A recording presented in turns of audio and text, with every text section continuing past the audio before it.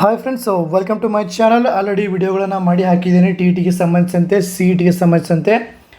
So ಈಗ ನೋಡಿ, ಇತಿಹಾಸದಲ್ಲಿರುವಂಥ 10th ಈಗ 1857 ಏನು ಪ್ರಥಮ ಸ್ವಾತಂತ್ರ್ಯ ಸಂಗ್ರಾಮದ ಬಗ್ಗೆ ಮತ್ತು ಇನ್ನೂ ಒಂದು 3 ಪಾಠಗಳ ಬಗ್ಗೆ ಹೇಳ್ತೀನಿ. ಇಂಪಾರ್ಟೆಂಟು, ಅತಿ ಹೆಚ್ಚು ಬಾರಿ ಕೇಳಿರುವಂಥ ಮತ್ತು ಏನು ಟ್ರಿಕ್ಸ್ಗಳನ್ನು, ನೋಟ್ಸ್ಗಳನ್ನು ನಿಮಗೆ ಈ ಒಂದು ವಿಡಿಯೋದಲ್ಲಿ ಹೇಳ್ತೀನಿ ಅಂತ ಹೇಳ್ತಾ, ಇದಾದ ನಂತರ ಇನ್ನೂ ಹಲವಾರು ವಿಡಿಯೋಗಳು ಬರ್ತವೆ. ಮತ್ತು ನಿಮಗೆ ಯಾವ ರೀತಿ ವಿಡಿಯೋಗಳು ಬೇಕು, ಯಾವ ಸಬ್ಜೆಕ್ಟ್ ಮೇಲೆ ಬೇಕು, ಯಾವ ಟಾಪಿಕ್ ಮೇಲೆ ಬೇಕು ಅಂತ ಕೇಳಿದ್ರೆ ಕಮೆಂಟ್ ಬಾಕ್ಸಲ್ಲಿ ಕಮೆಂಟ್ ಮಾಡಿ, ನಾನು ಅದಕ್ಕೆ ಉತ್ತರ ಕೊಡ್ತೀನಿ ಮತ್ತು ವಿಡಿಯೋಗಳನ್ನು ಮಾಡಿ ಹಾಕ್ತೀನಿ ಅಂತ ಹೇಳ್ತಾ ಸ್ಟಾರ್ಟ್ ಮಾಡೋಣ ಫ್ರೆಂಡ್ಸ್. ಈಗ 1857ರಲ್ಲಿ ಮಹಾಪ್ರತಿಭಟನೆಯ ರೂಪದಲ್ಲಿ ಸ್ಫೋಟ ಆಗುತ್ತಾ ಬ್ರಿಟಿಷರ ವಿರುದ್ಧ ಭಾರತದ ಒಂದು ಸಂಗ್ರಾಮ. ಸೊ ಕೆಲವು ಭಾರತೀಯ ಇತಿಹಾಸಕಾರರು ಇದನ್ನೇನಂತಾರೆ, ಪ್ರಥಮ ಸ್ವಾತಂತ್ರ್ಯ ಸಂಗ್ರಾಮ ಅಂತ ಅಂತಾರೆ ಭಾರತದ್ದು. ಬಟ್ ಇಂಗ್ಲೀಷ್ ಇತಿಹಾಸಕಾರರ ನಂತರ ಇದೊಂದು ಸಿಪಾಯಿ ದಂಗೆ ಅಂತಂತಾರೆ. ಸಿಪಾಯಿಗಳು ಮಾಡಿರುವಂಥ ಒಂದು ದಂಗೆ ಇದು ಅಂತಂತಾರೆ. ನಮ್ಮ ಭಾರತದ ಒಂದು ಇತಿಹಾಸಕಾರರು ಪ್ರಥಮ ಸ್ವಾತಂತ್ರ್ಯ ಸಂಗ್ರಾಮ, ಸ್ವಾತಂತ್ರ್ಯಕ್ಕಾಗಿ ಹೋರಾಟ ಮಾಡಿದಂಥ ಒಂದು ಯುದ್ಧ ಅಂತ ಹೇಳ್ತಾರೆ. ಓಕೆ, ನೆಕ್ಸ್ಟ್ ನೋಡಿರಿ, ದತ್ತು ಮಕ್ಕಳಿಗೆ ಹಕ್ಕಿಲ್ಲ, ಇದನ್ನು ಯಾರು ತಂದ್ರಪ್ಪ ಅಂದ್ರೆ ಲಾರ್ಡ್ ಡಾಲ್ಹೌಸಿ ಜಾರಿಗೆ ತರ್ತಾನ. ನೆಕ್ಸ್ಟ್ ನೋಡಿರಿ, ರಾಯಲ್ ಎನ್ಫೀಲ್ಡ್ ಅಂತೇಳಿ ಬಂದೂಕುಗಳಿರ್ತಾವೆ. ಆ ಬಂದೂಕುಗಳಿಗೆ ಆ ಒಂದು ಏನು ಹೋರಾಟ ಸ್ಫೋಟ ಆಗುತ್ತೆ, ಆ ಒಂದು ಸಿಪಾಯಿ ದಂಗೆ ಅಥವಾ ಪ್ರಥಮ ಸ್ವಾತಂತ್ರ್ಯ ಸಂಗ್ರಾಮ, ಆ ರಾಯಲ್ ಎನ್ಫೀಲ್ಡ್ ಬಂದೂಕುಗಳು ಕಾರಣ ಆಗ್ತವೆ. ಯಾಕಪ್ಪ ಅಂದ್ರೆ ಆ ತುಪಾಕಿಗಳಿಗೆ ಹಂದಿ ಮತ್ತು ಹಸುವಿನ ಕೊಬ್ಬನ್ನು ಸವರಿದಾರ ಅಂಥೇಳಿ ಒಂದು ಮಾಹಿತಿ ಇರ್ತೈತಿ. ಹಿಂದೂಗಳಿಗೆ ಹಸು ಪವಿತ್ರ ಆಗುತ್ತೆ, ಮುಸ್ಲಿಮರಿಗೆ ಹಂದಿ ನಿಷಿದ್ಧ ಆಗೈತಿ. ಸೊ ಹೀಗಾಗಿ ದಂಗೆ ಹೇಳ್ತದ ಜನ. ಓಕೆ, ಆಮೇಲೆ ಏನಾಗುತ್ತಾ, ಇದೇ ಸಂದರ್ಭದಲ್ಲಿ ಮಂಗಲ್ ಪಾಂಡೆ ಎಂಬ ಸೈನಿಕನು ಬ್ರಿಟಿಷ್ ಸೈನ್ಯದ ಅಧಿಕಾರಿಯೊಬ್ಬನನ್ನು ಕೊಲ್ತಾನ. ಮಂಗಲ್ ಪಾಂಡೆ ಅಂತೇಳಿ ಒಂದು ಮೂವಿ ಅದ, ನೋಡಿರಿ, ನಿಮಗೆ ಗೊತ್ತಾಗುತ್ತೆ ಯಾವ ರೀತಿ ಅವ್ರು ದಂಗೆ ಹೇಳ್ತಾನೆ ಅಂಥೇಳಿ. ಓಕೆ, ನೆಕ್ಸ್ಟ್ ನೋಡಿರಿ, ಕಾನ್ಪುರದಾಗ ಏನು ಮಾಡ್ತಾನೆ, ನಾನಾ ಸಾಹೇಬ ದಂಗೆ ಹೇಳ್ತಾನೆ. ಈತನಿಗೆ ತಾತ್ಯಾ ಟೋಪಿ ಸಹಾಯ ಮಾಡ್ತಾನೆ. ಆಮೇಲೆ ಝಾನ್ಸಿದಾಗ ರಾಣಿ ಲಕ್ಷ್ಮೀಬಾಯಿ ನಾಯಕತ್ವದಲ್ಲಿ ದಂಗೆ ಹೇಳ್ತಾರೆ. ಬ್ರಿಟಿಷರ ವಿರುದ್ಧ ಹೋರಾಟ ಸ್ಟಾರ್ಟ್ ಆಗುತ್ತೆ. ನೆಕ್ಸ್ಟ್ ದಂಗೆ ವಿಫಲ ಆಗುತ್ತೆ. ಓಕೆ, ಪರಿಣಾಮ ನೋಡಿರಿ, ದಂಗೆಯ ಪರಿಣಾಮಗಳು. 1858ರಲ್ಲಿ ಬ್ರಿಟನ್ ರಾಣಿಯು ಘೋಷಣೆ ಹೊರಡಿಸಿದರು. 1858ರಲ್ಲಿ ಬ್ರಿಟನ್ ರಾಣಿ ಘೋಷಣೆ ಹೊರಡಿಸ್ತಾರೆ. ಈ ಘೋಷಣೆಯನ್ನು ಭಾರತೀಯ ಮಹಾಸನ್ನದು ಅಂತ ಕರೀತಾರೆ. ಏನು, ಭಾರತೀಯ ಮಹಾಸನ್ನದು ಅಂತ ಕರೀತಾರೆ 1858ರ ಬ್ರಿಟನ್ ರಾಣಿಯ ಘೋಷಣೆಯನ್ನು. ಓಕೆ, ಇನ್ನು ನೆಕ್ಸ್ಟ್ ನೋಡಿರಿ, ನೆಕ್ಸ್ಟ್ ಪಾಠ ಸ್ವಾತಂತ್ರ್ಯ ಹೋರಾಟ ಯಾವ ರೀತಿ ಇತ್ತು ಅಂತ, ಯಾವ ಒಂದು ಸಂಘಟನೆಗಳು ಬರ್ತಾವೆ ಎಲ್ಲದರ ಬಗ್ಗೆ ಮಾಹಿತಿ ನೋಡಿ. ಲಾರ್ಡ್ ಲಿಟ್ಟನ್ ನಾವು ಏನು ಮಾಡ್ತಾನೆ, ಪತ್ರಿಕೋದ್ಯಮದಲ್ಲಿ ಜನರನ್ನು ನಿಯಂತ್ರಣ ಮಾಡೋಕ್ಕೆ 1878ರಲ್ಲಿ ದೇಶೀಯ ಪತ್ರಿಕೆಗಳ ನಿಯಂತ್ರಣ ಕಾಯ್ದೆಯನ್ನು ತರ್ತಾನೆ. ಆಮೇಲೆ ಒಂದೆಡೆ ಜಾರಿಗೆ ಈ ಕಡೆ ತರ್ತಾನೆ, ಮತ್ತೊಂದೆಡೆ ಏನು ಮಾಡ್ತಾನೆ, ಲಾರ್ಡ್ ರಿಪ್ಪನ್ ಇಲ್ಬರ್ಟ್ ಮಸೂದೆಯನ್ನು ಜಾರಿಗೆ ತರ್ತಾನೆ. Lord ರಿಪ್ಪನ್ನ Ilbert ತರ್ತಾನೆ. ಇನ್ನು ಲಾರ್ಡ್ ಲಿಟ್ಟನ್ನ ಏನು ತರ್ತಾನೆ, ದೇಶೀಯ ಪತ್ರಿಕೆಗಳ ನಿಯಂತ್ರಣ ಕಾಯ್ದೆ ತರ್ತಾನೆ. ಓಕೆ, ನೆಕ್ಸ್ಟ್ ನೋಡಿರಿ, ಭಾರತೀಯ ರಾಷ್ಟ್ರೀಯ ಕಾಂಗ್ರೆಸ್. ಇದನ್ನು 1885ರಲ್ಲಿ ಎ.ಓ. ಹ್ಯೂಮ್ ಎಂಬ ನಿವೃತ್ತ ಸಿವಿಲ್ ಸರ್ವಿಸ್ ಅಧಿಕಾರಿಯ ಮೂಲಕ ಭಾರತೀಯ ರಾಷ್ಟ್ರೀಯ ಕಾಂಗ್ರೆಸ್ ಸ್ಥಾಪನೆ ಆಗ್ತದೆ. ನೆಕ್ಸ್ಟ್ ನೋಡಿರಿ, ಮೊದಲನೇ ಹಂತ ಮಂದಗಾಮಿಗಳ ಬರ್ತಾರೆ ಬ್ರಿಟಿಷರ ವಿರುದ್ಧ ಹೋರಾಡಕ್ಕೆ 1885ರಿಂದ 1906. ಇನ್ನು ಸಾಂಪ್ರದಾಯಿಕವಾಗಿ ಭಾರತೀಯ ರಾಷ್ಟ್ರೀಯ ಕಾಂಗ್ರೆಸ್ನ ಪ್ರಾರಂಭದ 20 ವರ್ಷಗಳನ್ನು ಎಂದು ಕರೀತಾರೆ ಮಂದಗಾಮಿ ಯುಗ ಅಂತ ಕರೀತಾರೆ. ಇದರಲ್ಲಿ ಯಾರ್ಯಾರು ಇದ್ರಪ್ಪ ಅಂದರೆ ಎಮ್.ಜಿ. ರಾನಡೆ ಅವರು, ಸುರೇಂದ್ರನಾಥ್ ಬ್ಯಾನರ್ಜಿ ಅವರು, ದಾದಾಬಾಯಿ ನವರೋಜಿ ಅವರು, ಗೋಪಾಲಕೃಷ್ಣ ಗೋಖಲೆ ಅವರು. ಇನ್ನು ನೆಕ್ಸ್ಟ್ ನೋಡ್ರಿ, ದಾದಾಬಾಯಿ ನವರೋಜಿಯವರು ಇಂಗ್ಲೆಂಡಿಗೆ ಸೋರಿ ಹೋಗುವ ಸಂಪತ್ತಿನ ಬಗ್ಗೆ ವಿಶ್ಲೇಷಣೆಯನ್ನು ಮಾಡ್ತಾರೆ. ಅವರು ಅದನ್ನು ಸಂಪತ್ತಿನ ಸೋರುವಿಕೆ ಸಿದ್ಧಾಂತ ಡ್ರೈನ್ ಥಿಯರಿ ಅಂತ ಕರೀತಾರೆ. ಡ್ರೈನ್ ಥಿಯರಿ ಅಂದರೆ ಇಲ್ಲಿ ನಮ್ಮಲ್ಲಿರುವಂಥ ಗೋಲ್ಡು, ಆಮೇಲೆ ಒಂದು ಏನು ಮೋಸ್ಟ್ ಇಂಪಾರ್ಟೆಂಟ್ ಏನು ವಸ್ತುಗಳದಾವು, ಯಾವುದೇ ಸಿಂಹಾಸನ ಆಗಿರ್ಬೋದು, ಯಾವುದೇ ಒಂದು ವಜ್ರ ವೈಡೂರ್ಯಗಳಾಗಿರ್ಬೋದು, ಅದೆಲ್ಲ ಇಂಗ್ಲೆಂಡಿಗೆ ಹೋಗ್ತಿರ್ತೈತಿ. ಸೊ ಆದ ಕಾರಣದಿಂದ ಅವ್ರೇನಂತಾರೆ ಸಂಪತ್ತಿನ ಸೋರಿಕೆ ಬಗ್ಗೆ ಕೊಡ್ತಾರೆ. ಆಮೇಲೆ ಏನು ನಾಲೆಜು ನಮ್ಮದು ಸೋರಿ ಹೋಗ್ತಿರ್ತೈತಿ ಎಲ್ಲ ಅವರು ನಮ್ಮ. ಆಮೇಲೆ ನಮ್ಮದು ರಫ್ತು ಕಡಿಮೆ ಆಗ್ತೈತಿ, ಆಮೇಲೆ ಆಮದು ಹೆಚ್ಚಾಗ್ತೈತಿ. ಹೀಗಾಗಿ ನಮ್ಮೆಲ್ಲ ದುಡ್ಡು, ಹಣ, ಸಂಪತ್ತೆಲ್ಲ ಹೋಗಿಬಿಡ್ತೈತಿ ಇಂಗ್ಲೆಂಡಿಗೆ. ಸೊ ಇದನ್ನು ಸಂಪತ್ತಿನ ಸೋರಿಕೆ ಅಂತ ಕಂಡು ಹಿಡಿದು ಅವರು ಬರೀತಾರೆ. ನೆಕ್ಸ್ಟ್ ನೋಡಿ, ಎರಡನೇ ಹಂತ ತೀವ್ರವಾದಿಗಳು. ಮಂದಗಾಮಿಗಳ ಮೃದು ಧೋರಣೆಯಿಂದ ಕಾಂಗ್ರೆಸ್ಸಿಗರಲ್ಲೇ ಅಸಂತುಷ್ಟರಾಗಿದ್ದ ಇನ್ನೊಂದು ಗುಂಪು ಇವರನ್ನು ರಾಜಕೀಯ ಭಿಕ್ಷುಕರು ಎಂದು ಕರೀತಾರೆ. ಯಾರು? ತೀವ್ರವಾದಿಗಳು ಗಾಮಿಗಳನ್ನು ರಾಜಕೀಯ ಭಿಕ್ಷುಕರು ಅಂತ ಕರೀತಾರೆ. ಇದರೊಳಗೆ ಯಾರ್ಯಾರಿದ್ದಾರಪ್ಪ ಅಂದ್ರೆ ಲಾಲ್ ಬಾಲ್ ಪಾಲ್ ಅಂತ ಬರ್ತಾರೆ. ಲಾಲ್ ಅಂತಂದರೆ ಲಾಲಾ ಲಜಪತ್ ರಾಯ್ ಅವರು, ಬಾಲ್ ಅಂತಂದರೆ ಬಾಲ್ ಗಂಗಾಧರ್ ತಿಲಕ್, ಪಾಲ್ ಅಂತಂದರೆ ಬಿಪಿನ್ ಚಂದ್ರ ಪಾಲ್, ಆಮೇಲೆ ಅರವಿಂದ ಘೋಷ್ ಅವರು ಕೂಡ ಇದ್ರಾಗ ಏನು ತೀವ್ರವಾದಿ ಗುಂಪದೊಳಗೆ ಇದ್ದರು. ಇವರು ಪ್ರತಿಭಟನೆಯನ್ನು ಮಾಡೋದು ಸ್ವಲ್ಪ ಸ್ಟ್ರಾಂಗ್ ಆಗಿ ಒಂದು ಖಂಡನೆಯನ್ನು ಮಾಡ್ತಿದ್ರು ಬ್ರಿಟಿಷರ ವಿರುದ್ಧ. ಮಂದಗಾಮಿಗಳು ಹೆಂಗಿದ್ರಪ್ಪ ಅಂದ್ರೆ ಒಂದು ಅಪ್ಲಿಕೇಶನ್ ಕೊಡೋದು, ಅದನ್ನು ಮಾಡಿರಿ ಇದನ್ನು ಮಾಡಿರಿ ಅಂತ ಹೇಳ್ತಿದ್ರು. ಓಕೆ, ಇನ್ನೂ ಇದಾದ ನಂತರ ಬರ್ತಾರೆ ಕ್ರಾಂತಿಗಳು. ಕೊಡ್ತೀಯೋ ಏನು ನಿನ್ನ ಎತ್ತಲೋ ಅನ್ನೋ ಒಂದು ಲೆವೆಲಿಗೆ ಅಷ್ಟು ಪವರ್ಫುಲ್ಲಾಗಿ ನ್ಯಾಯ ನೀತಿಯನ್ನು ಕೇಳುವಂಥ ಕ್ರಾಂತಿಕಾರಿಗಳು ನೆಕ್ಸ್ಟ್ ಬರ್ತಾರೆ. ಇದು ಮುಗಿಸೋಣ. ಮೊದಲ 1905 ಬಂಗಾಳದ ವಿಭಜನೆಯನ್ನು 1905 ಬಂಗಾಳದ ವಿಭಜನೆ ಆಗುತ್ತೆ. ಆಮೇಲೆ 1906 ಮುಸ್ಲಿಂ ಲೀಗ್ ಸ್ಥಾಪನೆ ಆಗುತ್ತೆ. ಓಕೆ, ಆಮೇಲೆ ಹಲವಾರು ಕಾರಣಗಳಿಂದ ಮತ್ತೇನು ಮಾಡ್ತಾರೆ, ಬಂಗಾಳದ ವಿಭಜನೆಯನ್ನು ಸರ್ಕಾರ ಹಿಂಪಡಿತೈತಿ. ಯಾವಾಗಪ್ಪ ಅಂದ್ರೆ 1911 ಹೊಳ್ಳಿ ಬಂಗಾಳದ ವಿಭಜನೆ ಆಗಿರ್ತೈತಿ. ಮತ್ತು ಅದನ್ನು ಹೊಳ್ಳಿ ಕೂಡಿಸ್ಕೋತಾರೆ ಭಾರತಕ್ಕೆ. ಯಾಕೆ ಬಂಗಾಳದ ವಿಭಜನೆ ಮಾಡ್ತಾರೆ? ಪಶ್ಚಿಮ ಬಂಗಾಳದಾಗ ಏನಾಗಿರ್ತದೆ, ಬಂಗಾಳ ಅಂದರೆ ಪಶ್ಚಿಮ ಬಂಗಾಳ ಭಾಳ ದೊಡ್ಡದಿತ್ತು. ಈಗ ಎಷ್ಟಲ್ಲ ಅದರದ್ದು ಇನ್ನೂ 2-3 ಪಟ್ಟು ದೊಡ್ಡದಿತ್ತು ಅವಾಗ ಪ್ರಾಂತ್ಯ ಅದು.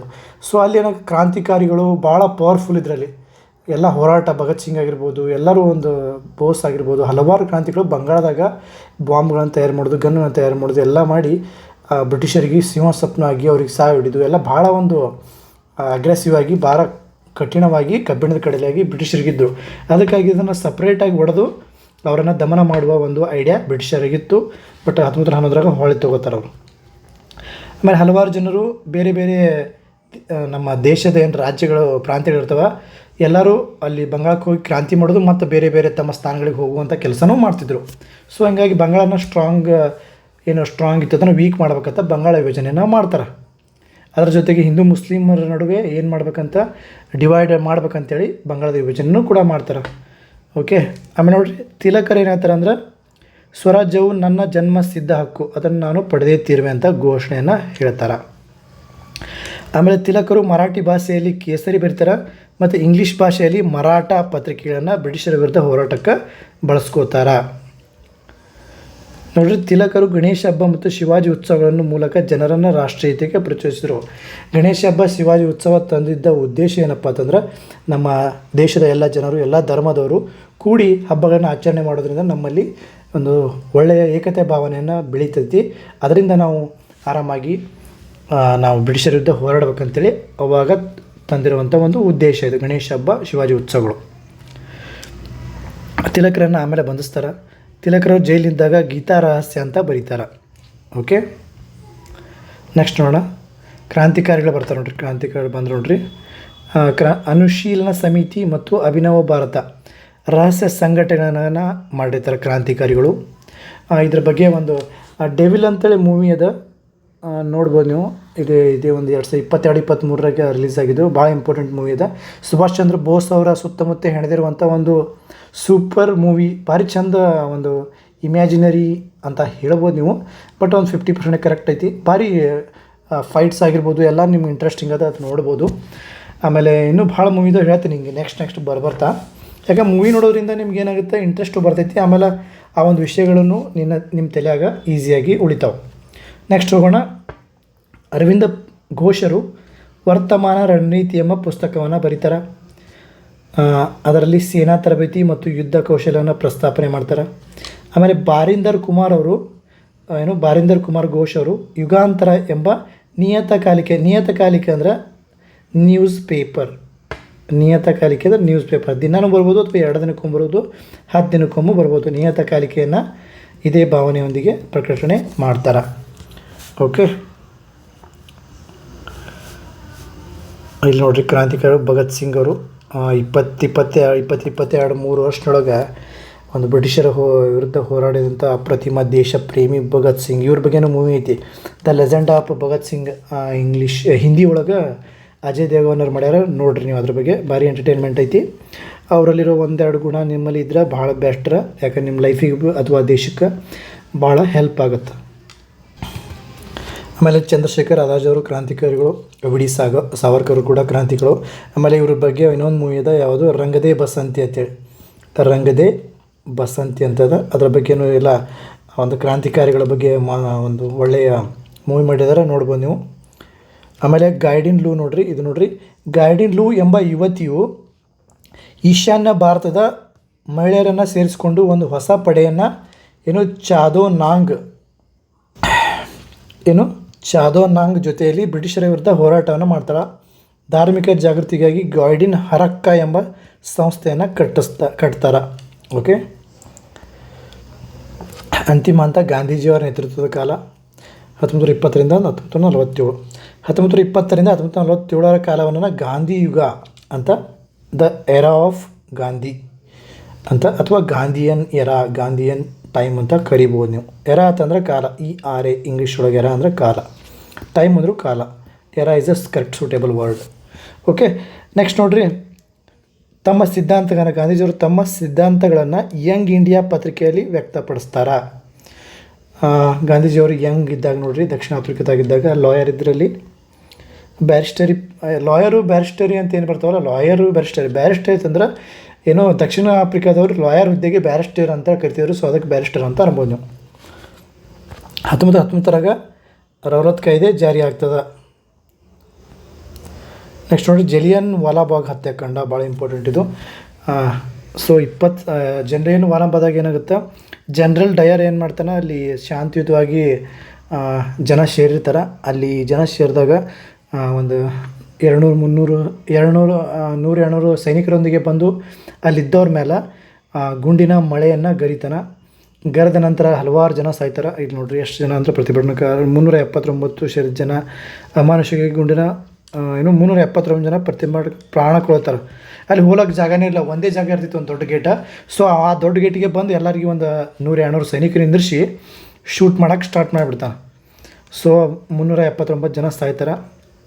ಅವಾಗ ಸರ್ದಾರ್ ಉಧಮ್ ಅಂತೇಳಿ ಇನ್ನೂ ಸಣ್ಣ ಹುಡುಗಿರ್ತಾನೆ, ಅವಾಗ ಐ ಥಿಂಕ್ 10-15 ವರ್ಷದ ಇರ್ತಾನೆ. ಅದೆಲ್ಲ ನೋಡ್ತಾನೆ, ಅವ್ರ ಪೇರೆಂಟ್ಸ್ಗಳನ್ನ, ರಿಲೇಷನ್ಸ್ಗಳನ್ನು ಕಳ್ಕೊಂಡಿರ್ತಾನೆ, ರಿಲೇಟಿವ್ಸ್ಗಳನ್ನ. ಅವಾಗ ಮುಂದೆ ದೊಡ್ಡವಾದ ನಂತರ ಇಂಗ್ಲೆಂಡಿಗೆ ಹೋಗ್ತಾನೆ. ಇಂಗ್ಲೆಂಡಿಗೆ ಹೋಗಿ ಜನರಲ್ ಡಯರ್ ಅವಾಗ ರಿಟೈರ್ಡ್ ಆಗಿ ಇಂಗ್ಲೆಂಡಾಗ ಕೂತು ಮಜಾ ಮಾಡ್ತಿರ್ತಾನೆ ಅಲ್ಲಿ. ಸೊ ಅಲ್ಲಿ ಉಧಮ್ ಸಿಂಗ್ ಅವನ ಜೊತೆ ಎಲ್ಲ ಹೋಗಿ ಅವನ ಜೊತೆ ಮಾತಾಡಿ ಅವನ ಜೊತೆನೇ ಇರ್ತಾನೆ. ಒಂದಿಷ್ಟು ದಿನ ಪಿಕ್ಚರ್ ಒಳಗೆ ತೋರಿಸಿರ್ತಾನೆ, ಒಂದಿಷ್ಟು ದಿನ ಅವನ ಜೊತೆನೇ ಇರ್ತಾನೆ. ಅದು ಅವ್ನಿಗೆ ಹೊಡ್ಯಾಕೆ ಹೋಗಿರ್ತಾನೆ. ಅವನ ಜೊತೆ ಅವನ ಹಾವಭಾಗ ಏನದಾವು, ಏನು ಹೆಂಗತ್ತೆಲ್ಲ ತಿಳ್ಕೊಳಕ್ಕೆ ಹೋಗಿರ್ತಾನೆ. ಅಂದ್ರೆ ಇದು ಏನು ಮಾಡಿದ್ನಲ್ಲ, ಜನನ ವಾಲಾಬಾಗ್ ಹತ್ಯಾಕೊಂಡಿದ್ದೀನಿ, ಯಾಕೆ ಮಾಡಿದೆ ಏನಂತ ಕೇಳ್ತಾನೆ. ಬಟ್ ಅವನಿಗೆ ಗೊತ್ತಿರಲ್ಲ ಡಯರ್ಗೆ ಇವನು ಇಂಡಿಯಾದಿಂದ ಬಂದಾನ, ನಮಗೆ ಸಾಯ ಹೊಡ್ಯಾಕೆ ಬಂದಾನ ಅಂತ ಗೊತ್ತಿರಲ್ಲ. ಸಿಂಪಲ್ಲಾಗಿ ಬಂದಿರ್ತಾನೆ ಕೆಲಸ ಮಾಡೋರ್ಗಪ್ಲೆ. ಸೊ ಅವಾಗ ಜನರಲ್ ಡಯರ್ ಹೇಳ್ತಾನೆ, ನಾನು ಅಲ್ಲೆಲ್ಲ ಏನಂತ ಜನರಲ್ ಡಯರ್, ನನಗೆ ಹೆಮ್ಮೆ ಅದು ಆ ಥರ ಮಾಡಿದ್ದೆ ನನಗೆ, ಹೀಗೆಲ್ಲ ಹೇಳ್ತಾನೆ. ನಾವು ದೊಡ್ಡ ಮಾತು ಹೇಳ್ತಾನೆ, ನಾನು ಭಾರಿ ಮಾಡೀನಿ, ಹಂಗೆ ಮಾಡೀನಿ ಅಂತ ಜಲಿಯನ್ ವಾಲಾಬಾಗ್. ಸೊ ಅವಾಗ ಏನು ಮಾಡ್ತಾನೆ ಅಲ್ಲೇ ಮನ್ಯಾಗ ಹೊಡಿಬಾರ್ದು ಇವನಿಗೆ, ಮನ್ಯಾಗ ಕೊಲ್ಲಬಾರ್ದು ಇವನಿಗೆ ಅಂತೇಳಿ ಉಧಮ್ ಸಿಂಗ್ ಏನು ಮಾಡ್ತಾನೆ, ಎಲ್ಲಿ ಪಬ್ಲಿಕ್ನೇ ಭಾಷಣ ಮಾಡ್ತಿರ್ತಾನೆ, ಇವನೇನೋ ಸನ್ಮಾನ ಇರ್ತೈತಿ, ಅಲ್ಲಿ ಪಬ್ಲಿಕ್ನೇ ಹೊಡಿಬೇಕು ಈ ಮಗನಿಗೆ ಅಂತೇಳಿ ಹೋಗಿ ಪಬ್ಲಿಕ್ನಾಗ ಹೊಡಿತಾನೆ. ಸುಮಾರು 20 ವರ್ಷಗಳ ನಂತರ ಸೇಡಿಟ್ಟೇನೆ ಹೊಡಿತಾನೆ ಇದನ್ನು ಉಧಮ್ ಸಿಂಗ್. ಸರ್ದಾರ್ ಉಧಮ್ ಅಂತೇಳಿ ಒಂದು ಮೂವಿ ಅದ, ನೋಡ್ಬೋದು ನೀವು. ಈ ಉರಿ ದ ಸರ್ಜಿಕಲ್ ಸ್ಟ್ರೈಕ್ ಅದಲ್ಲ, ಉರಿ ದ ಸರ್ಜಿಕಲ್ ಸ್ಟ್ರೈಕ್ ಹೀರೋ ಅದಲ್ಲ, ಯಾರೋ ವಿಕ್ಕಿ ಕೌಶಲ್ ಈ ಸರ್ದಾರ್ ಉಧಮ್ ಮೂವಿ ಮಾಡ್ಯಾನ, ನೋಡ್ಬೋದು ನೀವು. ಭಾಳ ಇಂಪಾರ್ಟೆಂಟ್ ಮೂವಿ ಅದ, ನೋಡ್ಕೊರಿ ಸ್ವಲ್ಪ. ಆಮೇಲೆ ನೋಡಿ, ಜಲಿಯನ್ ವಾಲಾಬಾಗ್ ಹತ್ಯಾಕಾಂಡ ಆಗುತ್ತಲ್ಲ, ಅವಾಗ ರವೀಂದ್ರನಾಥ್ ಟ್ಯಾಗೋರ್ ಅವರು ಏನು ಮಾಡ್ತಾರೆ, ನೈಟ್ಹುಡ್ ಪದವಿ ಕೊಟ್ಟಿರ್ತಾರೆ ಇವರು ಬ್ರಿಟಿಷರು. ನೈಟ್ಹುಡ್ ಪದವಿಯನ್ನು ತ್ಯಜಿಸ್ಬಿಡ್ತಾರೆ. ಒಳ್ಳೆ ನನಗೆ ಇಷ್ಟ ಇಲ್ಲ, ನನಗೆ ಬೇಕಾಗಿಲ್ಲ ನಿಮ್ಮ ನೈಟ್ಹುಡ್, ನೀವೇ ಇಟ್ಕೋರಿ ನೈಟ್ಹುಡ್ಡ, ಮತ್ತು ಏನು ಡೇ ಹುಡ್ಡ ಎಲ್ಲ ನೀವೇ ಇಟ್ಕೋರಿ ಅಂತೇಳಿ ಕೊಟ್ಬಿಡ್ತಾರೆ ಇವರು. ಓಕೆ, ಆಮೇಲೆ ಖಿಲಾಫತ್ ಚಳವಳಿ, ಮೊಹಮ್ಮದ್ ಅಲಿ ಮತ್ತು ಶೌಕತ್ ಅಲಿ ಇದನ್ನು ಸ್ಟಾರ್ಟ್ ಮಾಡ್ತಾರೆ. ಯಾರು? ಖಿಲಾಫತ್ ಚಳವಳಿ, ಮೊಹಮ್ಮದ್ ಅಲಿ ಮತ್ತು ಖಿಲಾಫತ್ ಚಳವಳಿ. ಜಲಿಯನ್ ವಾಲಾಬಾಗ್ ಸ್ಮಾರಕ ಐತಿ ನೋಡ್ರಿ ಬ್ರದರ್ಸ್, ಇಲ್ಲ ಐತಿ ನೋಡ್ರಿ ಜಲಿಯನ್ ವಾಲಾಬಾಗ್. ಇದೊಂದು ಸ್ಮಾರಕನ ನಿರ್ಮಾಣ ಮಾಡಿದ್ದಾರೆ ನಮ್ಮ ಭಾರತೀಯರು, ಇದನ್ನು ನೆನಪಿಗಾಗಿ, ಅವರು ಏನು ತೀರ್ಕೊಂಡಲ್ಲ ಅವ್ರು ನೆನಪಿಗಾಗಿ ಮಾಡಿರಿ ಇದನ್ನು. ನೆಕ್ಸ್ಟ್ ನೋಡಿ, ಅಸಹಕಾರ ಚಳವಳಿ. ಗಾಂಧೀಜಿ ಬ್ರಿಟಿಷರ ವಿರುದ್ಧ 1920ರಲ್ಲಿ ಅಸಹಕಾರ ಚಳವಳಿಗೆ ಕರೆಯುತ್ತಾರೆ. ಯಾವಾಗ? 1920 ಅಸಹಕಾರ ಚಳವಳಿ. ಇಲ್ಲಿ ನೋಡ್ರಿ original photo, I think it is ಗಾಂಧೀಜಿಯವರು ಕೈ ಮಾಡಿ ತೋರಿಸ್ತಾರೆ ಅವರಿಗೆ directions to the Indian people. Okay, next ನೋಡ್ರಿ, CR ದಾಸ್, ಮೋತಿಲಾಲ್ ನೆಹರು ಮತ್ತು ಇನ್ನಿತರು ಕೆಲವು ಕಾಂಗ್ರೆಸ್ಸರು ಸ್ವರಾಜ್ ಪಕ್ಷವನ್ನು 1923 ಸ್ಟಾಪ್ ಮಾಡ್ತಾರೆ. ಇದು ಇಂಪಾರ್ಟೆಂಟ್ ಕೇಳ್ತಾರೆ ಇದನ್ನು. ಸ್ವರಾಜ್ ಪಕ್ಷ ಯಾವಾಗ ಸ್ಥಾಪನೆ? 1923. ನಿಮಗಿದು ಗೊತ್ತೇ ನೋಡ್ರಿ. CR ದಾಸ್ ಮೇಯರ್ ಆಗ್ತಾರೆ. ಓಕೆ, ಇವರನ್ನು ದೇಶಬಂಧು ಅಂತ ಕರೀತಾರೆ. ದೇಶಬಂಧು ಯಾರು? CR ದಾಸ್ ಅವರು ದೇಶಬಂಧು ಸಿ ಆರ್ ದಾಸ್ ಅವರು, ಅವ್ರಿಗೆ ಬಿರುದು ಐತೆ ಅದು.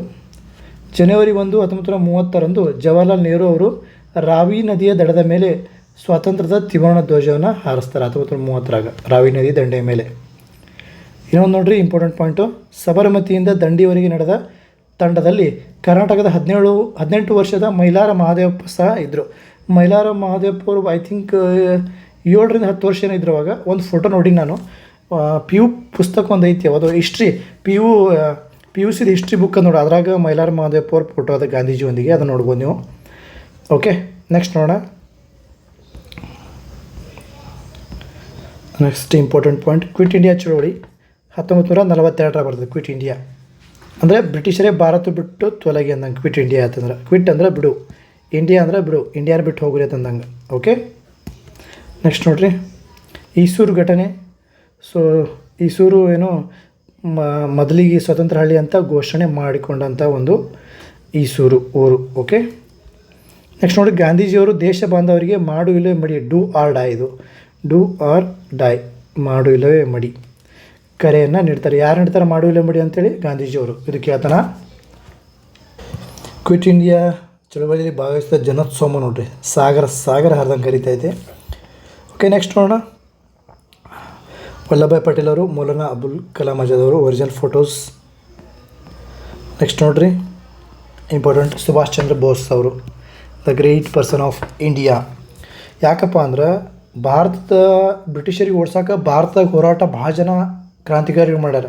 ಬಟ್ ಇವರು ಭಾರತ ಬಿಟ್ಟು ಹೊರಗಡೆ ಬೇರೆ ದೇಶಕ್ಕೆ ಹೋಗಿ ಅಲ್ಲಿ ಸೈನ್ಯವನ್ನು ಕ್ರಿಯೇಟ್ ಮಾಡಿ ಇಲ್ಲಿ ಬ್ರಿಟಿಷರಿಗೆ ಹೊಡಿತಿದ್ರು ಅಂತಂದ್ರೆ ಎಷ್ಟು ಪವರ್ಫುಲ್ ಇರ್ಬೋದು ಈ ಮನುಷ್ಯ, ವಿಚಾರ ಮಾಡಿರಿ ನೀವು. ಭಾರತೀಯ ನಾಗರಿಕ ಸೇವಾ ಪರೀಕ್ಷೆಯಲ್ಲಿ ICS, ಇಂಡಿಯನ್ ಸಿವಿಲ್ ಸರ್ವಿಸಸ್, ಈಗೇನು UPSC ಅದಲ್ಲ, IAS IPS ಅದಾವಲ್ಲ, ಮೊದಲು ಇವು ICS ಅಂತ ಇದ್ದು. ಓಕೆ, 4ನೇ ರ್ಯಾಂಕ್ ಬಂದಿದ್ದು ನೋಡಿರಿ ICS. ಇವರು ಸುಭಾಷ್ ಚಂದ್ರ ಬೋಸ್ ಆರಾಮಾಗಿ ಒಂದು ಮಸ್ತ್ ಹುದ್ದೆಯನ್ನು ಪಡ್ಕೊಂಡು ಆರಾಮಾಗಿರ್ಬೋದಾಗಿತ್ತು. ಬಟ್ ಹಂಗೆ ಮಾಡಲಿಲ್ಲ. ಅವರು ಅಷ್ಟು ಟ್ಯಾಲೆಂಟೆಡ್ ಇದ್ದರೂ ಕೂಡ ದೇಶಕ್ಕಾಗಿ ತಮ್ಮ ಸೈನ್ಯವನ್ನು ಕಟ್ಟಿ ಹೋರಾಟ ಮಾಡ್ತಾರೆ. ಇವರು ನೇತಾಜಿ ಅಂತ ಕರೆಸ್ಕೋತಾರೆ. ಯಾಕಂದ್ರೆ ಎಲ್ಲರನ್ನು ಕೂಡಿಸಿ ಏನು ಸೈನ್ಯವನ್ನು ಕಟ್ಟಿ ಹೋರಾಟಕ್ಕೆ ಇಳಿಸಲ್ಲ, ಅದಕ್ಕೆ ನೇತಾಜಿ ಅಂತ ಕರೀತಾರೆ ಅವರಿಗೆ. ನೇತಾಜಿ ಸುಭಾಷ್ ಚಂದ್ರ ಬೋಸ್. ಇಲ್ಲಿದೆ ನೋಡ್ರಿ ಒರಿಜಿನಲ್ ಫೋಟೋ. ಇವ್ರ ಬಗ್ಗೆ ಡೆವಿಲ್ ಅಂತ ಮೂವಿ ಅದ, ನೋಡ್ಬೋದು ನೀವು. ಆಮೇಲೆ ಸುಭಾಷ್ ಚಂದ್ರ ಬೋಸ್ ಅಂತೇಳಿ ರಾಜ್ಕುಮಾರ್ ರಾವ್ ಹಿಂದಿ ಪಿಕ್ಚರ್ ಐತಿ, ಕನ್ನಡದಾಗೂ ಟ್ರಾನ್ಸ್ಲೇಷನ್ ಇರ್ಬೋದು, ಐ ಥಿಂಕ್ ನೋಡ್ಬೋದು ನೀವು. ರಾಜ್ಕುಮಾರ್ ಅವರು ಮಾಡಿದ್ದಾರೆ, ಭಾಳ ಇಂಪಾರ್ಟೆಂಟು.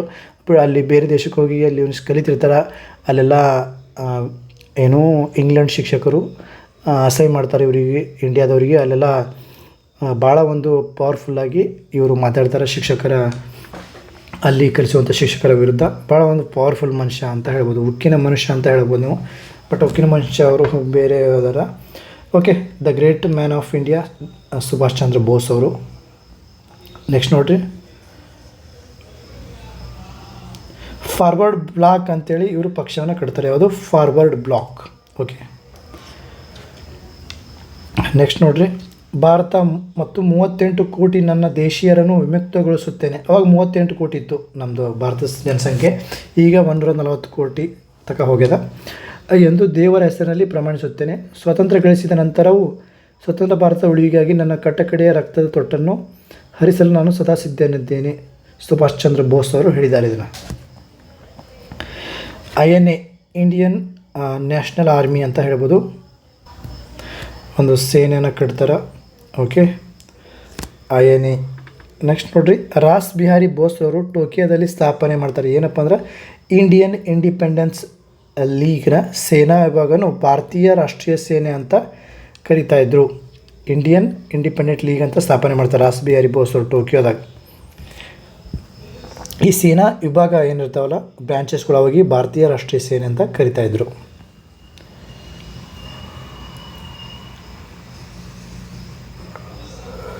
ನೋಡಿ, ಇದ್ರಾಗ ಭಾರತೀಯ ರಾಷ್ಟ್ರೀಯ ಸೇನೆಯಲ್ಲಿ ಝಾನ್ಸಿ ರೆಜಿಮೆಂಟ್ ಅಂತಿತ್ತು. ಝಾನ್ಸಿ ರೆಜಿಮೆಂಟ್ ಇದು ಕ್ಯಾಪ್ಟನ್ ಲಕ್ಷ್ಮಿ ಈ ರೆಜಿಮೆಂಟಿನ ನೇತೃತ್ವನ ವಹಿಸಿದ್ರು.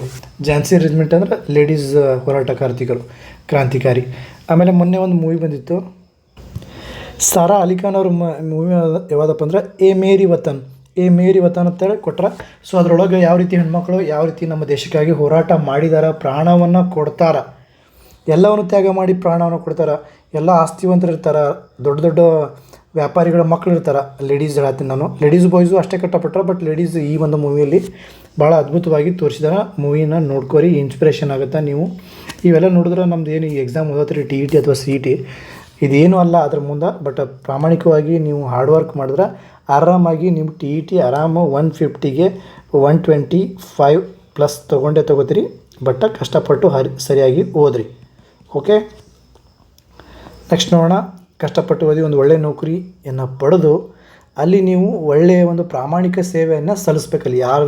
ಯಾರ್ದಿಂದು ₹1 ತೊಗೋಬಾರ್ದು ನೀವು, ಅದು ಇಂಪಾರ್ಟೆಂಟ್. ಗೌರ್ಮೆಂಟ್ ನೌಕರಿ ಎಲ್ಲರೂ ತೊಗೋತಾರೆ. ಆಲ್ಮೋಸ್ಟ್ ಅಲ್ಲಿ ನಮ್ಮ ಕರ್ನಾಟಕ ಅಥವಾ ಇಂಡಿಯಾದಾಗ ನೀವು ಒಂದು 50 ಲಕ್ಷ ಜನ ಇರಬೇಕು, ಐ ಥಿಂಕ್. ಓಕೆ, 50 ಲಕ್ಷ ಇಂಡಿಯಾದಾಗ ಗೌರ್ಮೆಂಟ್ ನೌಕರಸ್ಥರು ಇರಬೇಕು. ಅಷ್ಟರೊಳಗೆ ಎಷ್ಟು ಪ್ರಾಮಾಣಿಕ ಜನರು ಇರ್ತಾರಲ್ಲ, ಅದರಿಂದ ದೇಶ ಹೋಗುತ್ತೆ ಹೊರತು ಭ್ರಷ್ಟರಿಂದ ದೇಶ ಮುಂದೆ ಹೋಗಲ್ಲ. ಓಕೆ, ಗೊತ್ತಾಯ್ತಲ್ಲ. ನೀವು ಒಳ್ಳೆಯ ಒಂದು ನೌಕರಸ್ಥರಾಗಬೇಕು ಅಂತ ನನ್ನ ಆಸೆ. ಸೊ ಆಲ್ ದ ಬೆಸ್ಟ್ ಅದಕ್ಕೆ ನಿಮಗೆಲ್ಲರಿಗೆ. ನೆಕ್ಸ್ಟ್ ನೋಡಿರಿ, doctor BR Ambedkar, the great person of the world, not India, ಬರೀ ಇಂಡಿಯಾಕ್ಕಲ್ಲ, ದ ವರ್ಲ್ಡಿಗೆ ಇವರು. ಓಕೆ, ಅಸ್ಪೃಶ್ಯರು ಕನಿಷ್ಠ ಮಟ್ಟದ ಅವಕಾಶಗಳಿಂದ ವಂಚಿತರಾಗುವುದನ್ನು ನಿರೂಪಿಸಲು ಮಹಾಡ್ ಮತ್ತು ಕಾಲಾರಾಮ್ ದೇವಾಲಯ ಚಳುವಳಿಯನ್ನು ರೂಪಣೆ ಮಾಡ್ತಾರೆ. ಇವರು ಅಂಬೇಡ್ಕರ್ ಅವರು ಏನು ಸಂವಿಧಾನ ಶಿಲ್ಪಿ ಅದಾರ, ಇವರು ಭಾಳ ಇಂಪಾರ್ಟೆಂಟ್ ರೋಲನ್ನು ನಿಭಾಯಿಸ್ತಾರೆ. ಭಾರತದ ಒಂದು ಸಂವಿಧಾನ ಆಗಿರ್ಬೋದು, ಈಗ ನಡೀತಾ ಇರುವಂಥ ರೂಲ್ಸ್ಗಳ ಒಂದು ವಿಷಯದಲ್ಲಿ. ಆಮೇಲೆ ಬಹಿಷ್ಕೃತ ಹಿತಕಾರಣಿ ಸಭಾ ಎಂಬ ಸಂಘಟನೆಯನ್ನು ಹಾಗೂ ಸ್ವತಂತ್ರ ಕಾರ್ಮಿಕ ಪಕ್ಷ ಎಂಬ ಸ್ವತಂತ್ರ ಪಕ್ಷವನ್ನು ಸ್ಥಾಪನೆ ಮಾಡ್ತಾರೆ. ಸ್ವತಂತ್ರ ಕಾರ್ಮಿಕ ಪಕ್ಷ ಇದು, ಆಮೇಲೆ ಇದೊಂದು ಸಭಾ, ಬಹಿಷ್ಕೃತ ಹಿತಕಾರಣಿ ಸಭಾ. ಆಮೇಲೆ ಪ್ರಬುದ್ಧ ಭಾರತ, ಜನತಾ, ಮೂಕನಾಯಕ, ಬಹಿಷ್ಕೃತ ಭಾರತ ಪತ್ರಿಕೆಯನ್ನು ಹೊರಡಿಸಿದರು. ಮಹಾನಾಯಕ ಅಂತ ಇವ್ರ ಬಗ್ಗೆ ಒಂದು ಧಾರಾವಾಹಿ ಐತಿ, ದ ಗ್ರೇಟ್ ಧಾರಾವಾಹಿ ಅಂತ ಹೇಳ್ಬೋದು. ಇವ್ರ ಬಗ್ಗೆ, ಈ ಒಂದು ವ್ಯಕ್ತಿತ್ವದ ಬಗ್ಗೆ ಇಲ್ಲಿದ್ದಾರೆ ನೋಡ್ರಿ. ವ್ಯಕ್ತಿತ್ವ ಭಾಳ ಒಂದು ಪವರ್ಫುಲ್ ವ್ಯಕ್ತಿತ್ವ, ಇದನ್ನು ಮಾದರಿಯಾಗಿ ಇಟ್ಕೋಬೇಕು ಇಡೀ ಜಗತ್ತು. ಓಕೆ, ಪತ್ರಿಕೆಗಳಿಲ್ಲದ ನಾಯಕ, ರೆಕ್ಕೆಗಳಿಂದ ಪಕ್ಷಿ ಅಂತ ಹೇಳ್ತಾರೆ ಡಾಕ್ಟರ್ BR ಅಂಬೇಡ್ಕರ್ ಅವರು. ಓಕೆ, ನೆಕ್ಸ್ಟ್ ಹೋಗೋಣ. ಜೀವಮಾನದ ಸಾಧನೆಗಾಗಿ ಭಾರತ ಸರ್ಕಾರವು ಇವರಿಗೆ ಮರಣೋತ್ತರವಾಗಿ ಭಾರತ ರತ್ನವನ್ನು ಕೊಟ್ಟಿದ್ದಾರೆ. ಭಾರತ ರತ್ನ ಡಾಕ್ಟರ್ BR ಅಂಬೇಡ್ಕರ್ ಅವರಿಗೆ ಕೊಟ್ಟಿದ್ದಾರೆ. ಜವಾಹರ್ಲಾಲ್ ನೆಹರು ಅವ್ರು ನೋಡ್ರಿ, ಅವ್ರ ಬಗ್ಗೆ ನೋಡೋಣ. ನೆಕ್ಸ್ಟ್ ನೋಡ್ರಿ, ಇದು ವಲ್ಲಭಭಾಯ್ ಪಟೇಲ್ ಅವರಿಗೆ ಸಂಬಂಧಿಸಿದಂತೆ ಉಕ್ಕಿನ ಮನುಷ್ಯ ಎಂದು ಖ್ಯಾತಿಯಾಗಿದ್ದ ಭಾರತದ ಮೊದಲ ಗೃಹ ಮಂತ್ರಿಗಳಾಗಿದ್ದವರು ಯಾರಪ್ಪ ಅಂದ್ರೆ ಸರ್ದಾರ್ ವಲ್ಲಭಭಾಯ್ ಪಟೇಲ್ ಅವರು. ಓಕೆ, ಉಕ್ಕಿನ ಮನುಷ್ಯ ಸರ್ದಾರ್ ವಲ್ಲಭಭಾಯ್ ಪಟೇಲ್ ಅವರು. ಇನ್ನು ಜವಾಹರ್ಲಾಲ್ ನೆಹರು ಅವರು ನೋಡ್ರಿ ಪಂಚವಾರ್ಷಿಕ ಯೋಜನೆಗಳನ್ನು ತರ್ತಾರೆ ಇವರು. ಜವಾಹರ್ಲಾಲ್ ನೆಹರು ಅವರು ಕನಸಿನ ಕೂಸು ಅವ್ರದ್ದು ಪಂಚವಾರ್ಷಿಕ ಯೋಜನೆಗಳು. Next Mohammad Ali Jinnah is here, you can see him with Gandhiji, Jinnah and Gandhiji. Okay, next ನೋಡೋಣ. ಕಾಯ್ದೆ ಅನ್ವಯ 1947 ಆಗಸ್ಟ್ 15ರಂದು ಭಾರತ ಮತ್ತು ಪಾಕಿಸ್ತಾನ ಎಂಬ 2 ಪ್ರತ್ಯೇಕ ರಾಷ್ಟ್ರಗಳು ಉದಯಿಸ್ತಾವ. ನೋಡಿ, ಏನು ಉದಯ ಆಕ್ಕವಲ್ಲ, ಅವಾಗ ಒಂದು ಬಾರ್ಡ್ರ್ ಹಾಕ್ತಾರೆ ಇಂಡಿಯಾ ಮತ್ತು ಪಾಕಿಸ್ತಾನ ನಡುವೆ. ಆ ಬಾರ್ಡ್ರ್ ಹಾಕೋಕ್ಕೆ ರಾಡಕ್ಲಿಪ್ ಅಂತ ಒಬ್ಬರು ಬಂದಿರ್ತಾರೆ. ಆ ಯೋಗ ಗಡಿಯನ್ನು ಅಳಿತೈತಿ. ಸೊ ಆ ಒಂದು ಗಡಿಯನ್ನು ಅಳೆದಿರುವಂತಹ ಒಂದು ರಾಡಕ್ಲಿಪ್ ಅವರಿಗೆ ರಾಡಕ್ಲಿಪ್ ರೇಖೆ ಅಂತ ಕರೆದು ಬಿಡ್ತಾರೆ. ಅದಕ್ಕೆ ಇವರೇ ಹೇಳಿದಾರೆ, ಇವರೇ ಡಿವೈಡ್ ಮಾಡಿಕೊಟ್ರಲ್ಲ ರಾಡಕ್ಲಿಪ್ ಅವರು, ಅದಕ್ಕೆ ರಾಡಕ್ಲಿಪ್ ರೇಖೆ ಅಂತ ಕರೀತಾರೆ. ಇಂಡಿಯಾ ಪಾಕಿಸ್ತಾನ ನಡುವೆ ಯಾವುದು ಬರ್ತೈತಿ, ಇದು ಪಾಕಿಸ್ತಾನ, ಇದು ಇಂಡಿಯಾ, ಇದು ಲೈನ್ ಯಾವುದು ರಾಡಕ್ಲಿಪ್ ಲೈನ್. ಓಕೆ, ಆಮೇಲೆ ನೋಡಿರಿ, ಪಂಡಿತ್ ಜವಾಹರ್ಲಾಲ್ ನೆಹರು ಅವರು ಭಾರತ ಪ್ರಥಮ ಪ್ರಧಾನಿಯಾಗಿ ಪ್ರಮಾಣ ವಚನ ಸ್ವೀಕರಿಸ್ತಾರೆ. ಪ್ರಥಮ ಪ್ರಧಾನಿ is Pandit Jawaharlal Nehruji. Okay, next ನೋಡಿರಿ, ಈ ಪ್ರಶ್ನೆಗಳು ನೋಡಿರಿ, ಒಂದು 5 ಅದಾವೆ ಇಂಪಾರ್ಟೆಂಟು, ಬಿದ್ದೆ ಬೀಳ್ತವೆ ಅಂತ ಅನಿಸ್ತೈತಿ ನನಗಂತೂ. ಇದ್ರಾಗ ಒಂದು ಕ್ವಶನ್ ಅಂತೂ ಬಿದ್ದೆ ಬೀಳುತ್ತೆ ಅನಿಸ್ತೈತಿ. ಓಕೆ, ಇದನ್ನು ಓದ್ಕೋರಿ. ಭಾರತೀಯ ರಾಷ್ಟ್ರೀಯ ಕಾಂಗ್ರೆಸ್ ಸ್ಥಾಪಕರು ಯಾರು? A.O. ಹ್ಯೂಮ್ ಅವರು. ಓಕೆ, ಮರಾಠ ಪತ್ರಿಕೆಯನ್ನು ಪ್ರಕಟಿಸಿದವರು ಯಾರು? ಬಾಲಗಂಗಾಧರ ತಿಲಕ್ ಅವರು. ಆಮೇಲೆ ಸ್ವರಾಜ್ಯ ಪಕ್ಷ ಸ್ಥಾಪನೆಯಾದ ವರ್ಷ 1923 ಜನವರಿ 1. ನೆಕ್ಸ್ಟ್ ನೋಡಿ, ಭಾರತೀಯ ರಾಷ್ಟ್ರೀಯ ಕಾಂಗ್ರೆಸ್ನ ಹರಿಪುರ ಅಧಿವೇಶನದ ಅಧ್ಯಕ್ಷರು ಯಾರು? ಸುಭಾಷ್ ಚಂದ್ರ ಬೋಸ್ ಅವರು. ಇನ್ನು ಭಾರತದ ಉಕ್ಕಿನ ಮನುಷ್ಯ ಅಂತ ಖ್ಯಾತರಾದವರು ಯಾರು? ಸರ್ದಾರ್ ವಲ್ಲಭಭಾಯ್ ಪಟೇಲ್ ಅವರು. ನೆಕ್ಸ್ಟ್ ಹೋಗೋಣ. ಚಾನಲ್ಗೆ ಹೊಸಬರಾಗಿರಿ, ಚಾನಲ್ನ ಸಬ್ಸ್ಕ್ರೈಬ್ ಮಾಡ್ಕೊಳ್ಳಿ ಫ್ರೆಂಡ್ಸ್. ಇಷ್ಟ ಆದರೆ ಲೈಕ್ ಮಾಡಿ, ಶೇರ್ ಮಾಡಿ, ಕಮೆಂಟ್ ಮಾಡಿರಿ. ಓಕೆ, ಸ್ವಾತಂತ್ರ್ಯೋತ್ತರ ಭಾರತ, ಸ್ವಾತಂತ್ರ್ಯದ ಉತ್ತರ ಭಾರತ ಅಂತಂದ್ರೆ ಸ್ವಾತಂತ್ರ್ಯ ಆದ ನಂತರದ ಭಾರತ ಅಂದಂಗೆ. ಓಕೆ, ಇದ್ರ ಬಗ್ಗೆ ನೋಡೋಣ ಏನೇನು ಸಮಸ್ಯೆಗಳು ಬರ್ತಾವೆ ಎಲ್ಲ. ಏನು ನೋಡಿರಿ, 1950 ಜನವರಿ 26ರಂದು ಭಾರತ ಸಂವಿಧಾನ ಜಾರಿ ಆಗುತ್ತೆ. ಸಂವಿಧಾನ ಕರಡು ಸಮಿತಿಯ ಅಧ್ಯಕ್ಷರ ಸ್ಥಾನವನ್ನು ಯಾರು? ಡಾಕ್ಟರ್ BR ಅಂಬೇಡ್ಕರ್ ಅವರು ವಹಿಸ್ಕೊಂಡಿರ್ತಾರೆ. ಇನ್ನು ಸಂವಿಧಾನ ಜಾರಿಯಾದ ನಂತರ ಡಾಕ್ಟರ್ ಬಾಬು ರಾಜೇಂದ್ರ ಪ್ರಸಾದ್ ಅವರು ಭಾರತದ ಪ್ರಥಮ ರಾಷ್ಟ್ರಾಧ್ಯಕ್ಷರು, ಪ್ರೆಸಿಡೆಂಟ್ ಆಗ್ತಾರೆ.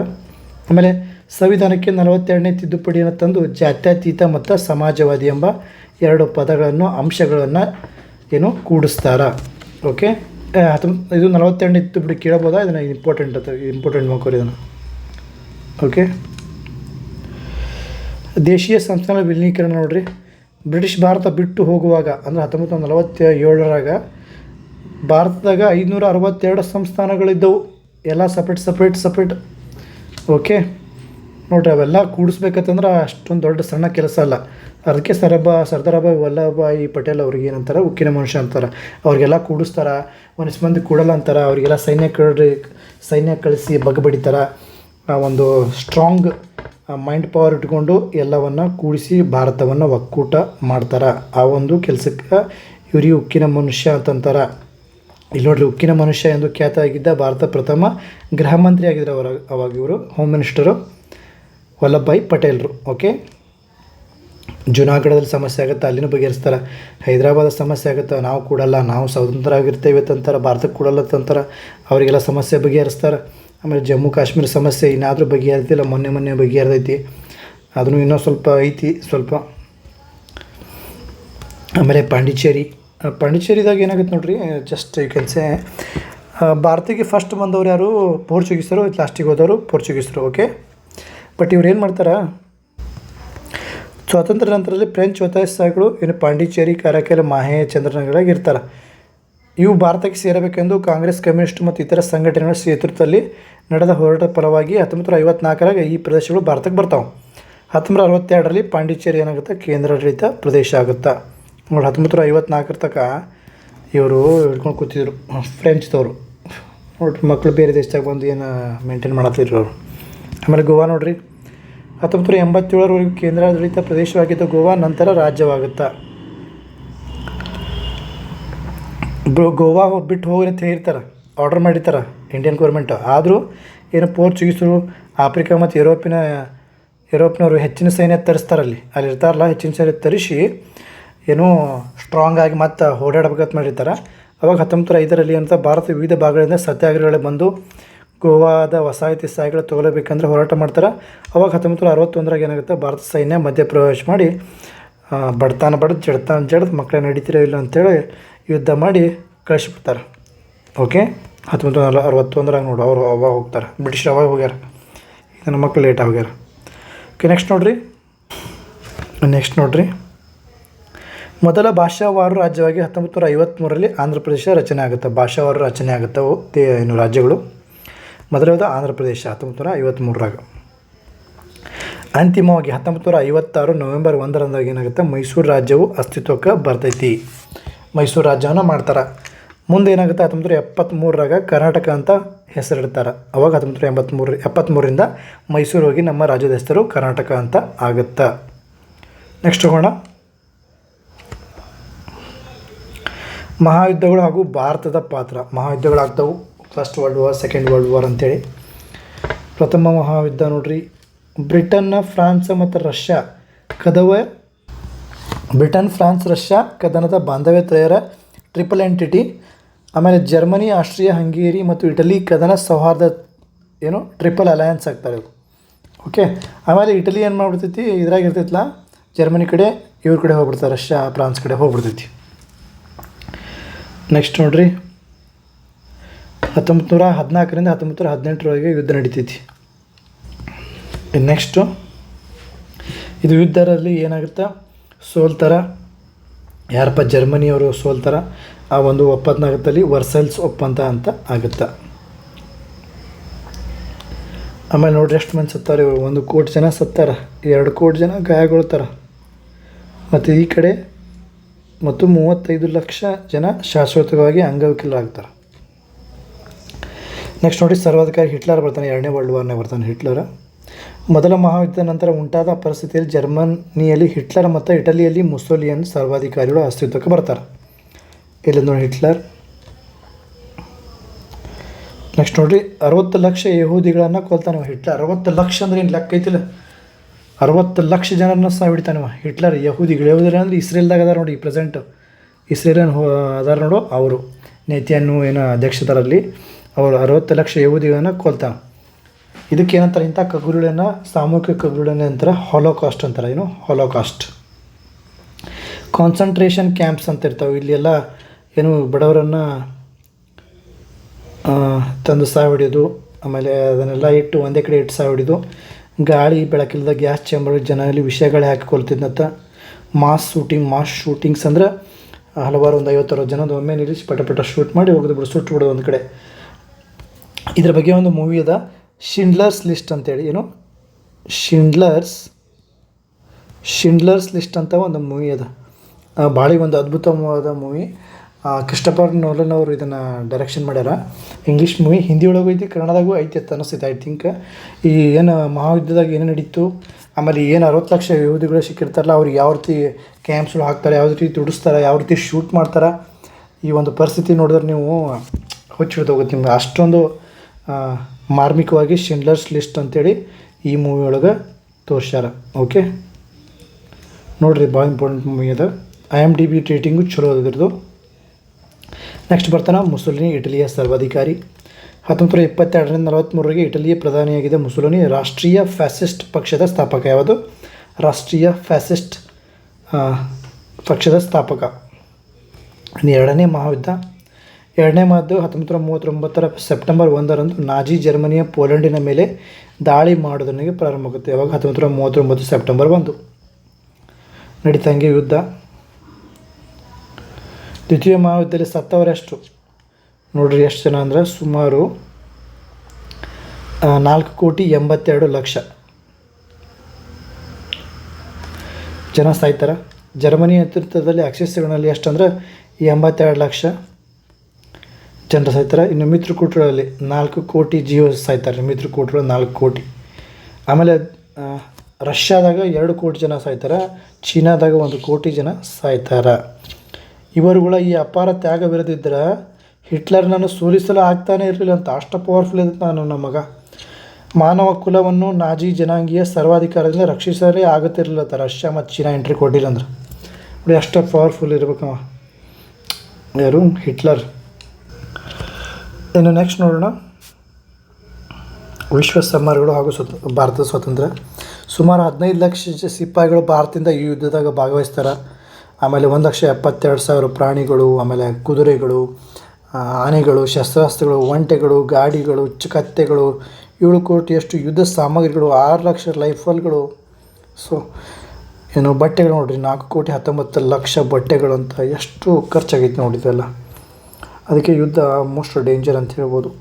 ಮೈಸೂರು ಲ್ಯಾನ್ಸರ್ಸ್ ಇವರು ಕೂಡ ಭಾಗವಹಿಸಿದರು. ನೆಕ್ಸ್ಟ್ ನೋಡೋಣ. ಇನ್ನು ಚಾನಲ್ಗೆ ಹೊಸಬರಾಗಿದೆ ಚಾನಲ್ ಸಬ್ಸ್ಕ್ರೈಬ್ ಮಾಡ್ಕೊ ಫ್ರೆಂಡ್ಸ್. ಕಮೆಂಟ್ ಮಾಡಿ, ಲೈಕ್ ಮಾಡಿ. ಆಮೇಲೆ ನೋಡಿ, ಹಲವಾರು ದೇಶಗಳು ಅವಾಗ ಸ್ವತಂತ್ರ ಆಗ್ತಾವೆ.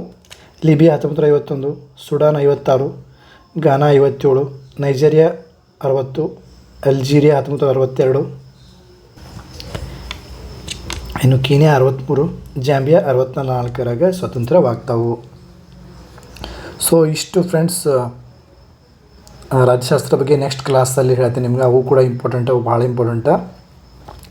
ನಾನು ನಿಮ್ಗೆ ಕೇಳೋದೊಂದೇ, ಚಾನಲ್ನ ಸಬ್ಸ್ಕ್ರೈಬ್ ಮಾಡಿ, ಲೈಕ್ ಮಾಡಿ, ಆಮೇಲೆ ಶೇರ್ ಮಾಡಿರಿ ನಿಮ್ಮ ಫ್ರೆಂಡ್ಸ್ಗೂ, ಅವರು ಕೂಡ ಪಾಸ್ ಆಗಲಿ ಅಂತ ಹೇಳ್ತಾ, all the best friends. Have a great year friends.